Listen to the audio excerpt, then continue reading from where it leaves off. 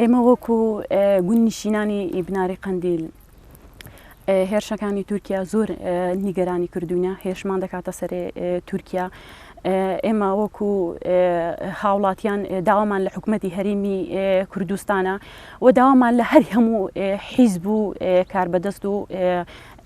کە ئەو هێرشانەی کە دەکەنە سەر بناری قەندیل ئەو هێرشانە ڕابگرن، ئەوەش چۆن دەتوانین ڕابگری هەمووی بە یەک ڕیزی و بە یەخستنی دەست لە ناو دەست دەتوانین ئەو هێرشانە ئەو بەردومانەی کە دەکرێنە سەر گوند و گوند نیشینەکان ڕابگرێت. سەرکردا یعنی واتە باوک سەرکردا ئەگەر تو نەتوانی وڵاتەکەی خۆت بپارێزی کە نەتوانی ڕۆڵەکانی خۆت بپارێزی بۆچی سەرکردایەتی دەکەی لەسەر کورسی نایە خوارێ بگرێگە تو هەڵوێستت هەبێ بەرامبەر تورکیا ناتوانێت بێت لە خاکی تودا لە کوردستانی تودا فڕۆکەکانی بەسەر بناری قەندیلەوە بێن و لە بناری قەندیلدەن لە هاوڵاتیانی تودەن. ئەی سەرکردە ئەتو ئێمە بە دەنگی خۆمان یعنی بە هەڵوێستی خۆمان چوێتە سەر تەخت چوێ سەر کورسی بە دەنگی خۆمان. ئێمە هەمومان ئەگەر تورکیا دەستێکی نەبێ لە ناو خاکی کوردستاندا هیچ ناتوانێت فڕۆکەکانی بەسەر خاکی کوردستاندا بێت و لە بناری قەندیلدا لە هاوڵاتیاندا زۆر مەترسی خستۆتە سەر گوند و گوند نیشینەکان. زۆر بەیکاس تووشی نەخۆشی بووە لەسەر لە ترس و دڵەڕاوکەی فڕۆکە جەنگیەکانی تورکیای. ئێمە بە ئازادی ناتوانین بچینە ناو زەراحات و شینایەکەی خۆمان. هەر کاتێک ئەگە دەچینە ناو زەراحات و شینایی خۆمان تارەی کەشبی هەبێ فەوری دەچینەوە ماڵێ دەڵێن با تیارەی کەشبی نەمان بگرێت و لێمان نەدا چووکە تیارە نەفەرق بە خەڵکی سڤیل دەکە نەفەرق بە بەکەی دەکە. بەڵێ وەڵاهی زۆربەی خاڵکی و منداڵیش هەر هەمویان تۆقیون هەر دەنگی لە ناو گوندەکان هەر کاتێکی کە دەنگی ماتۆڕ دێن هەر فەوری ڕادەکەنەوە ژوورێ دەڵن تیارە هات. هەر وڵاتێک هەر گەلێک هەر قەومێک هەر کەسێک بە بیانووی دینەوە هێرش بکاتە سەر مسلمانان هێرش بکاتە سەر هاودینەکانی خۆی ئەو بەڕاستی لە دینەکە تێنەگەشتووە. چونکە مادام تۆ مسلمانی ئەگەر بێت و بە ناوی دینیشەوە ئاوا بکەی بەڕاستی تۆ هیچ لە دینەکە تێنەگەشتووی. چونکە ئەگەر مسلمانی دەبێت ئەوەی کە بۆ خۆت پێت خۆشە بۆ مسلمانش پێت خۆش بێ. دەبینی ئەگەر ئەو وڵاتانی دەوروبەرمان جا ئەمە لە ڕۆژهەڵاتەوە ئێران لە باکوورەوە تورکیا لە ڕوخۆر ئاوەوە سووریا لێرەش لە کوردستانی عێراق بە ئەو پارچەیە کە بەر عێراقش کەوتووە ئەمە دەوروبەرمان هەموو ئەو وڵاتانن کە خۆیان بە مسلمان دەزانن هەموو ئەو وڵاتانن کە مسلمانی تێدایە بەڵام ئەوەی کە بۆ خۆیان پێیان خۆشە کە دەوڵەت و ئیستیقلالێت و سەر بخۆی خۆیان هەبێ دەبێت بۆ گەلێکی مسلمانی وەکو کوردیش ئەوان پێخۆش بێ ئەگەر نائیمانەکان تاونیە. بۆیە من پێم وایە کە ئەوانە ئیدعا دەکەن دەڵێن ئێمە مسلمانین مسلمان ئاوایە پێغمبەری خوا صلی الله علیه و سلم فەرمووی چۆنت بۆ خۆت پێخۆشە دەبێت بۆ برای مسلمانش دوا پێخۆش بێ چۆن بۆ خۆت پێ ناخۆشە بۆ برای مسلمانش ئاوا پێت ناخۆش بێ. تۆ کە پێت ناخۆش بێ خاک وڵات و نیشتیمانت داگیر بکرێ ئێمەش وەکو گەلێ و میلەتێک و وەکو مسلمانیش پێمان ناخۆشە کە خاک وڵات و نیشتیمانمان داگیر بکرێ. پێشم وایە ئەو شەڕی کە دەکرێ هەتەنها شەڕی حدود نییە بەڵکو شەڕی وجودیشە. حدود ئەوەیە کە لەسەر سنوورەکان ئێمە شەڕمان لەگەڵ دەکرێت کە خاک وڵات و نیشتیمانمان داگیر دەکرێت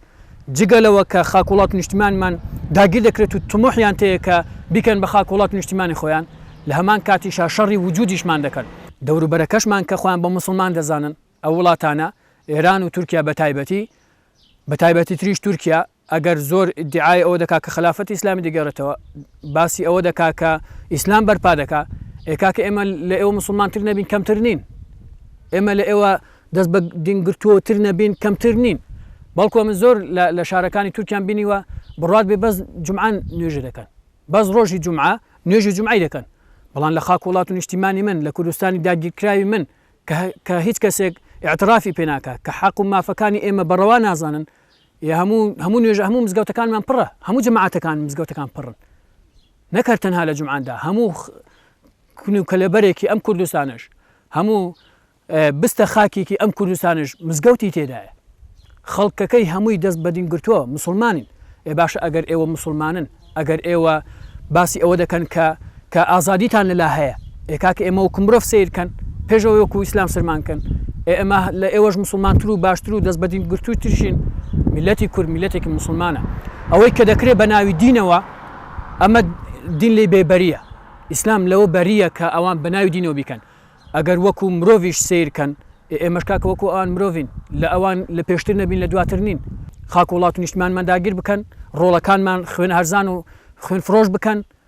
خەڵکانێکیشتان لەگەڵ دابێت و ئەشهد بیلاتان بکات و دەستان لە پشت بدە ئەمە لەکوێ ئیسلام وایە بۆیە پێغەمبەری خوا صلی الله علیه وسلم فەرمووی ئیمانتان تەواو نییە ئەوانش بەناوی دینەوە دەیکەن ئەوە ئیمانیان تەواو نییە ئاگایان لە دینەکەی خۆیان نییە ئەگەر نا دینی ئیسلام لەوە بەریە زۆر لەوە دوورە کە خاک وڵات و نیشتمانی هەر کەسێک داگیر بکرێ ئەگەر کافریش بێ ئەوانەی کەوا دەیانەوێت خوێنی گەنج و ڕۆڵەی ئەم میلەتی کوردە بڕێژێت یا ڕەبی خوایان خۆیان بەو دەرد و بەڵاو موسیبەتانەوە مبتەلا بن چونکە ئێمە میلەتێکی مسلمانین زۆر ئەوە دەوترێت کە ئێمە لە شوێنان بە جۆرێک میلەتی کورد ناشیرن دەکرێت کە میلەتێکە دەست بە دینگرتووە نییە میلەتێکی ملحیدە میلەتێکی هەڵگەڕاوەیە بەڵام ئەمە قسەی بڕقی سەر ئاوە هیچ ئەسڵ ئەساسێکی نییە بەڵکو ئێمە لە هەموو ئەو وڵاتانی کە لە دەور بەرمانن لە هەموو ئەوانەی کە فەخر بە دینەوە دەکەن میلەتی کورد لە هەمیان مسلمانترە جوانترین دلیلی بەڵگەش لەسەر ئەوە کە ئێمە ئەم برا بەڕێزانەی گەریلاکان دیفاع لە خاک وڵات نیشتیمان دەکەن جوانترین دلیل بەڵگە لەسەر ئەوە کە میلەتێکی مسلمانین ئەوەیە کە ئەوانە بەڕاستی زۆر پێیان خۆشە کە مامۆسای ئاینی قسەیان بۆ بکە دەلالەتە لەسەر ئەوەی کە ئێوە کە ئەمانیش دەست بە دینگرتوون کە ئەوانیش دیفاع لە خاک وڵات نیشتیمان و لە دینی ئەم خەڵکە دەکەن لە ماف و ئازادی و لە سربەخۆی ئەم خاک وڵات نیشتیمان دەکەن ئەم خەڵکە دەکەن کە دەستیان بە دینەوە گرتووە ئەمەش جێگای فەخر و شانازیە بەڵام ئەوانەی کەوە چاویان بە میلەتی کورد هەڵنایە ئەوانەی کەوا وەکو شەمشەمە کوێرە حەز بە ڕۆژ ناکەن حەز بە حەقیقەت و ڕاستی و واقعەکان ناکەن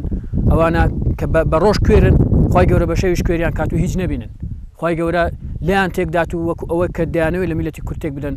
ئەوانیش لەو ناخۆشی ناڕەحەتیانی کە میلەتی کورد بینیوێتی بێبەش نەبن چونکە میلەتی کوردستان خاک وڵات و نیشتیمانێکی ئاوادانە خەڵکێکی عاقڵ و ژیر و دەست بە دینگرتووە خی گەورە موفەق و سەرکەوتویان کات و ئەوەشی کە دوژمن بە خاک وڵات و نیشتیمانە خی گەورە لە ناویان بێت